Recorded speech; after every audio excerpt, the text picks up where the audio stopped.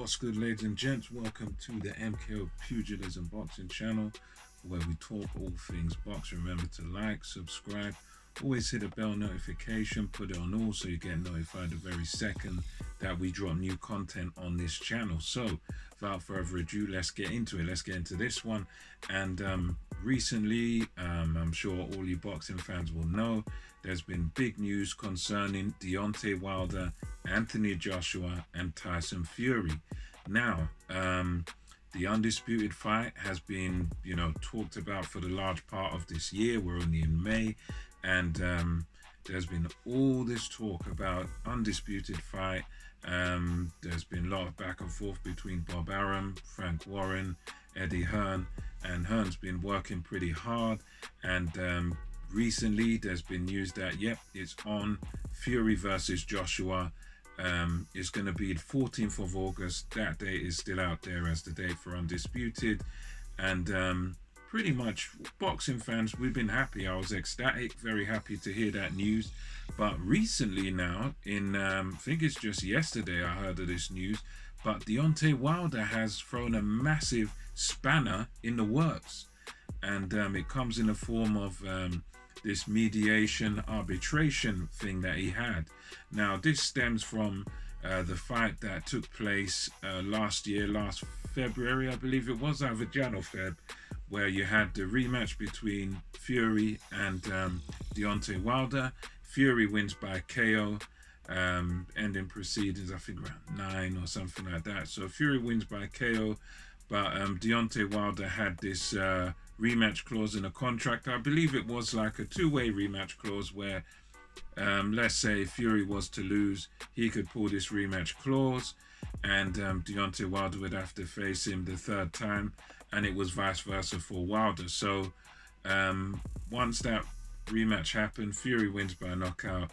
At some point after the fight, Wilder and his people, they want the rematch, and then it goes into a long period of sort of silence from Deontay Wilder. Fury had lots to say in the immediate aftermath. Where are you, Wilder? Blah blah blah. And they was talking about, they were waiting from Wilder's team side, they were waiting for crowds to come back, and even from Fury side as well, both teams, they sort of wanted crowds to come back and all this.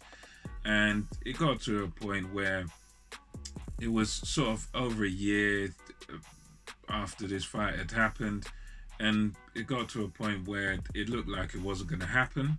The rematch wasn't going to happen. They wanted crowds. Obviously, with this coronavirus thing going on, there was no venues with crowds, so that was what it was. And Bob Arum came out and stated that now this rematch clause, this thing, it had a time period to it. It's now expired, so therefore we, as in Team Fury, we are not obligated to fight Deontay Wilder again, because we had a chance to do it, which, in a sense, they did have a chance to do it. There was fights still going on during the whole COVID time, and there's been fight, even Canelo's had to fight during that time. So, I think they did have opportunities to do the fight, didn't get the deal done. It'd been over a year, so the story was then, well, this is expired. There were many people from sort of Wilder's side, YouTube channels and stuff, saying, look, no, it's not expired. He still has to fight him now, blah, blah, blah. There was others on the other side saying, look, at the end of the day, these contracts do have expiry dates, which, I agree with that. Yes, that's true. They have expiry dates. So there was a lot of back and forth, but by the looks of it, there was not much coming from Wilder, and it looked like, well, this wasn't going to happen. Now we're at the phase here, 2021, moving into undisputed territory. And for me personally, I thought this whole arbitration thing was done. But as of yesterday, various sources reported that Deontay Wilder has the judge that ruled actually in his favor. So now the mediation arbitration goes in his favor. And what that means is that Fury versus Wilder 3 must take place by September the 15th. So definitely Deontay Wilder has got a lot of leverage at this point in time. And that's the story September 15th. It's got to happen by that date, and it's got a little caveat to it that it's got to happen by then unless they reach some sort of alternative agreement. So let's talk about it. So there is a possibility of step aside money, and that's definitely one way they can make an agreement.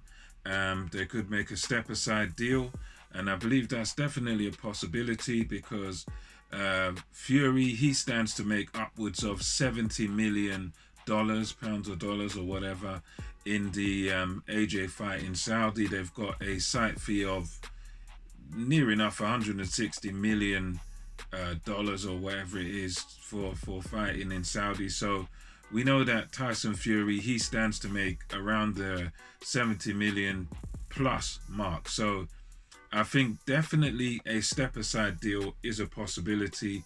That's definitely something that I suppose Team Fury or Tyson himself could afford to do, because even as they were saying on the Ring IQ channel, you know, like even if he was to give him something like 20-30 million, that still leaves him with at least 40 odd million to play with. So I think that's definitely a big possibility there. That I think that's within the realms of what Team Fury could do to still have this undisputed fight and appease Deontay Wilder at the same time. Another interesting thing about this whole thing is that although I'm pretty sure Wilder wants to fight, Wilder actually stands to make much more money by accepting a step-aside deal from Team Fury than actually fighting Fury for a third time. And the reason for that is that the deal they had for this rematch clause was that the winner of the second fight going into a rematch, if the loser calls for a rematch, would actually get, the loser gets 40%, the winner gets 60%. So, you know, and that fight they had, the second fight, it did leave the promoters at a loss. Bob Arum said, you know, he's in the red.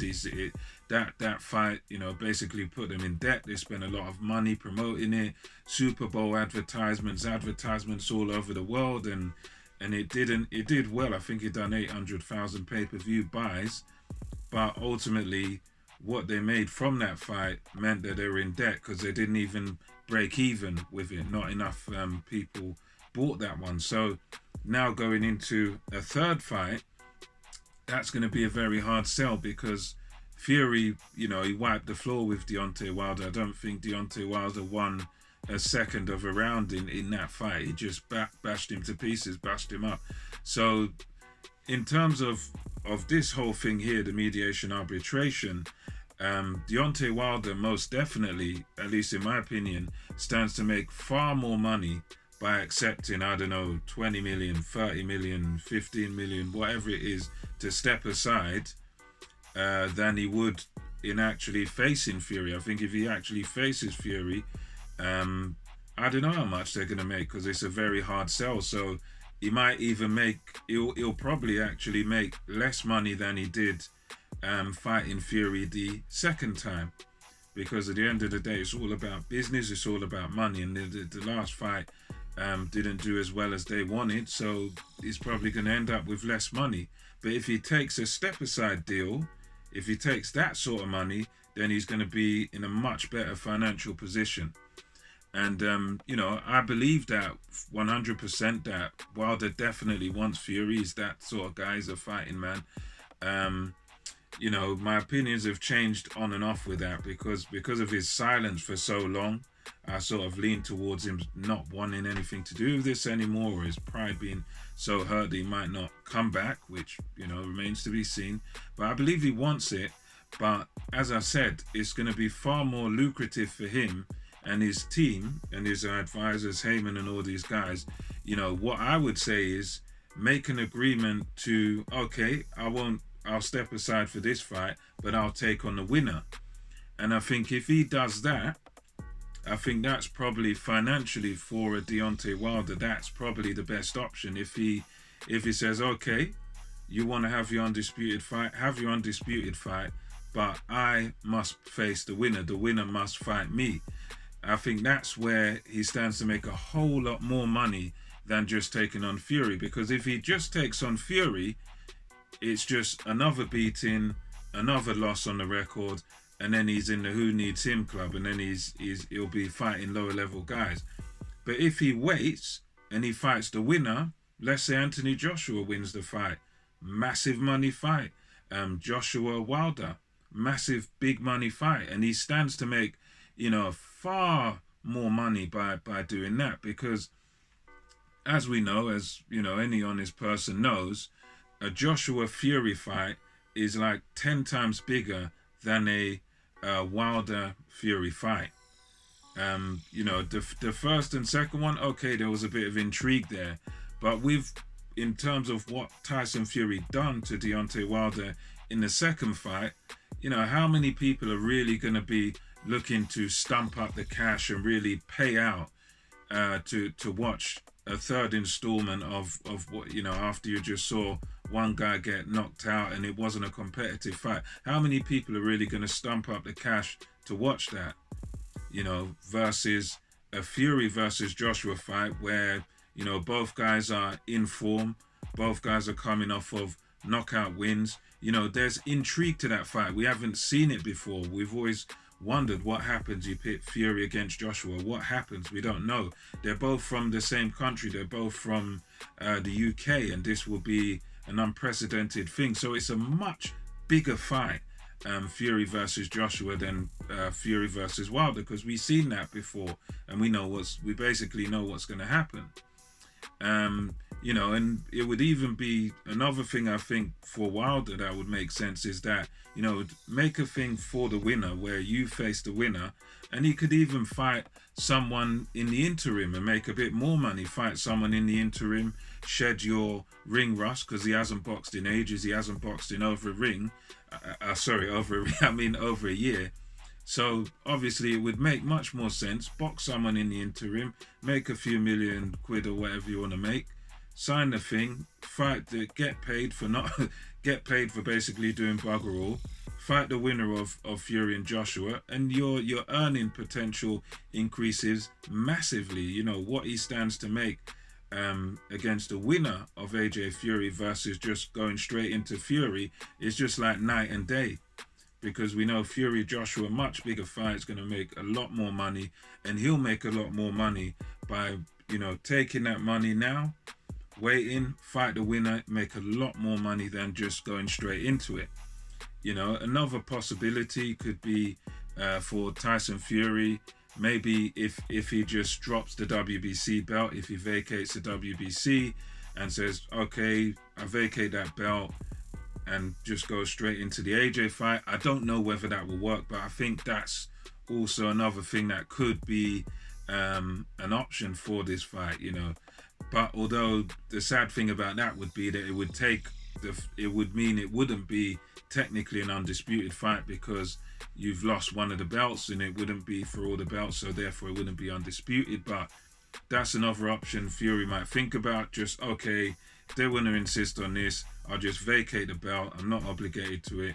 I'm not saying that would work, but that's another thing. What happens next in this situation, as I say, is anybody's guess, because if Wilder insists on fighting Fury next, that means obviously the whole undisputed thing will be delayed. I think it means that we'll just get the same old result, probably another, unless Deontay Wilder has improved tenfold and he's learned how to really box clever and everything, box on the back foot a bit. Unless he's learned certain things and perfected them, we're just going to get the same result. Tyson Fury KOs Deontay Wilder again for the second time. And it will mean then that, in my opinion at least, I think Joshua will then have to satisfy his mandatory obligation. So Joshua will probably have to fight Alexander Usyk. I think he's the next in line for the WBO, so he'd have to fight him. And, it would mean we probably wouldn't see Undisputed until next year, until 2022. I'm still hoping, in my opinion, I'm still hoping that we will get to see the Undisputed fight this year, But the way that it's going now, the signs that we're getting in this arbitration business, unless they make a sensible deal where, okay, Wilder fights the winner, take 20, 30 million now or whatever, unless there's some sort of deal reached, then we're probably going to be delayed here till 2022, which will be very disappointing. But anyway, that's my thoughts on the matter. Let me know what you think. And until next time, this is MKO Pugilism over and out. I'll catch you on the next one.